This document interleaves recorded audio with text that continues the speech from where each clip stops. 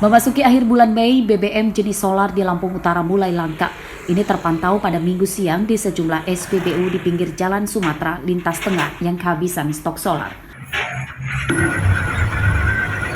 Sedangkan antrian truk dan mobil pribadi bermesin diesel terjadi di SPBU yang masih menyediakan solar dan salah satunya di SPBU Simpang Propau, Kecamatan Abung Selatan. Antrian kendaraan mengular hingga ke jalan raya di depan SPBU. Menurut para sopir, mereka terpaksa rela antri hingga lebih 2 jam di SPBU ini karena solar langka di SPBU lain. Kelangkaan solar dikeluhkan karena menghambat waktu perjalanan pengiriman barang yang mereka angkut. Menuju ke ini, Bandar Jaya. Bandar Jaya, apa tiap hari bang ini bang? Iya bang, macetnya susah. Udah ada kurang lebih berapa jam di sini? Ada 2 jaman? Ada 2 jam. Dengan adanya ini mungkin ada pesan bang untuk pemerintah bang? Ya kalau bisa jangan bikin tersulit lah solarnya. Pengiriman barang jadi terlambat, seharusnya sudah sampai, ini masih ngantri solar. Ini belum tentu dapat bang, ngantri juga. Dengan gitu ya? panjang tahu habis. Iya bang. Abang dari mana bang? Dari Kota Bumi bang. Jadi perjalanan abang terus terhambat ya? Terhambat, sangat terhambat. Dengan adanya jalan ini, apa tiap hari kayak gini bang? Ya kayak gini bang, selalu kalau setiap ngisi solar pasti antrinya kayak gini. Kelangkaan BBM terjadi hanya pada jenis solar saja. Para sopir truk mendesak pemerintah segera mengatasi kelangkaan solar tersebut. Sedangkan menurut pegawai SPBU menyatakan, sejauh ini tidak ada pengurangan kuota solar dari Pertamina. Biasanya antrian kendaraan terjadi karena adanya keterlambatan pengiriman solar dari Pertamina ke SPBU. Ardio Haba melaporkan dari Lampung Utara. Pukul 28:24. Pemberangkatan calon jemaah haji gelombang kedua asal Lampung dimulai pada Jumat malam. Sebanyak 393 calon jemaah haji diberangkatkan dari asrama haji yang akan singgah di Jakarta dan langsung menuju Tanah Suci. Mari kita berdoa bersama KG yang Ada yang berbeda pada pemberangkatan ini dibanding sebelumnya. Para calon jemaah haji yang diberangkatkan pada gelombang kedua diharuskan sudah mengenakan pakaian ihram sebab mereka akan menggunakan jalur cepat. Setibanya di Tanah Suci, mereka langsung akan bergabung dengan calon jemaah lainnya untuk menunaikan rangkaian rukun ibadah haji.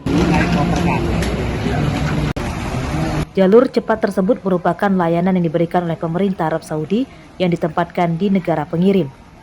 Pemeriksaan dokumen imigrasi tidak dilakukan di Arab Saudi, melainkan sudah dilakukan di Indonesia.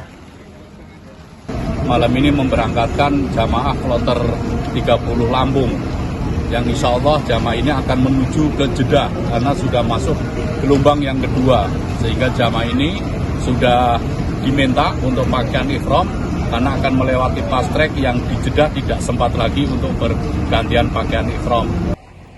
Kuota jemaah haji Lampung tahun ini sebanyak 7.207 orang. Berdasarkan data Kemenak Lampung hingga hari Sabtu lalu, lebih dari 4.700 calon jemaah haji sudah tiba di Tanah Suci. Arsadi Saputra melaporkan dari Bandar Lampung.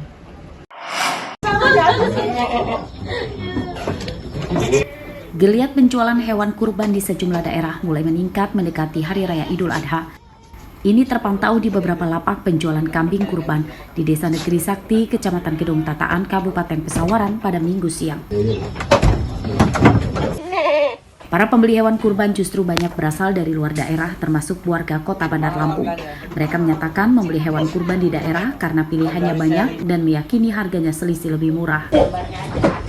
Ya kami memang 1M kebutuhan pribadi karena keluarga kami juga banyak. Jadi sudah berlangganan lama di sini. Kami juga merasa puas belanja di sini. Jadi mau pilih kambing jenis apa nih Pak? Biasanya sih kalau tiap tahun saya cari kambing bur atau PE.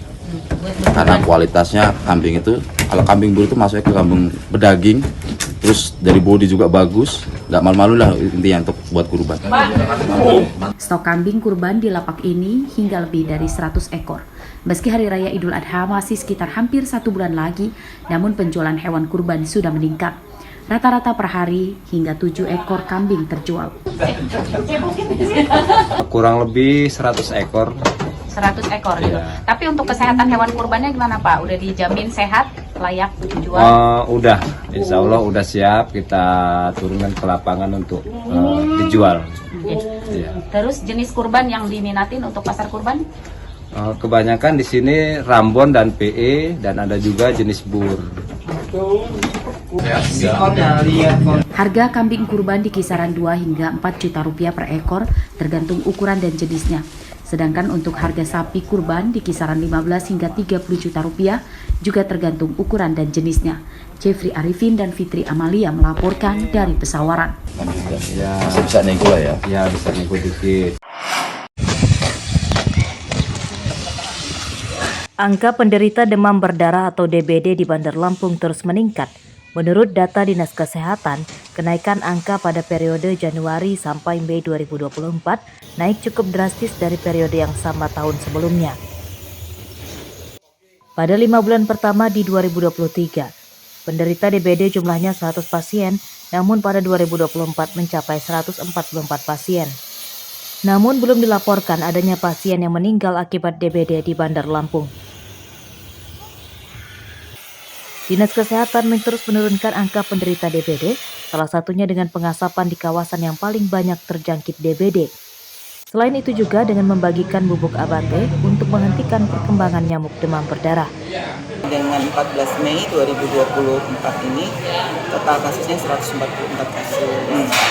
Kalau melihat tren kasusnya, memang dibanding tahun kemarin ada peningkatan sedikit. Nah, mudah-mudahan ini bisa terus kami tekan kasusnya karena sudah banyak hal yang dilakukan oleh Dinas Kesehatan. Kami melakukan blogging secara berkala per triwulan. Dinas Kesehatan menginstruksikan rumah sakit dan puskesmas siaga membantu masyarakat memerangi DBD di daerahnya karena pasien DBD berasal hampir dari seluruh kecamatan di Bandar Lampung.